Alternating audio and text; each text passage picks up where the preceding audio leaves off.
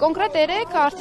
երեք մենք որոշեցինք հանրագիր ներկայացնել։ Հանրագրի բովանդակությունը հետևյալն է, որ մենք պահանջում ենք 50-րդ համարի տրանսպորտային երթուղու փոփոխությունը տեղի չունենա եւ նաեւ հիմնավորում ենք, թե ինչու պետք է տեղի չունենա։ Հիմա այս փորձենք մի փոքր իրավական հարթակում այդ իրավական տեսանկյունից մեկնաբանել, թե ինչ է կատարվում։ Նայեք,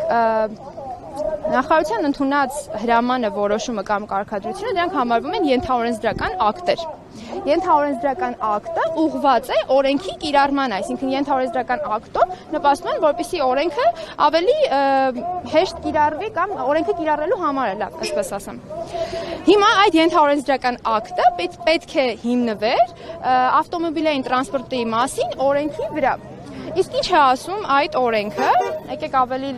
ճիշտ կլինի, ես ընթերցեմ կոնկրետ օրենքի հոդվածը, մասնավորապես 5-րդ հոդվածի առաջին կետի A մասին է,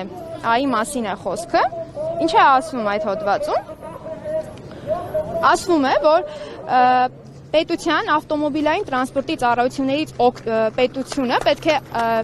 ապահովի ավտոմոբիլային տրանսպորտի օգտվողների շահերը, ավտոմոբիլային տրանսպորտից օգտվողի շահերը։ Այս պարագայում մեր բոլոր բնակիչները համարվում են օգտագործողներ ավտոմոբիլային տրանսպորտի եւ մեր շահերը պետք է օրենքը հնարավորինս պաշտպանի։ Եվ երկրորդ նորմը, որը 6-րդ հոդվածում է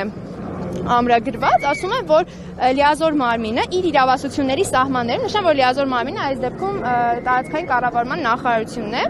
իր իրավասության սահմաններում ապահովում է ուղևորատար ավտոմոբիլային տրանսպորտային երթուղուցանցի բարեփոխման, ներդաշնակեցման, ավտոկայարանային ծառայությունների համալիրի բարելավման, ընդլայնման, ինչպես նաև ուղևորների սպասարկման բարելավմանը։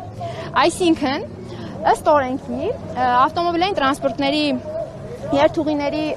սահմանումը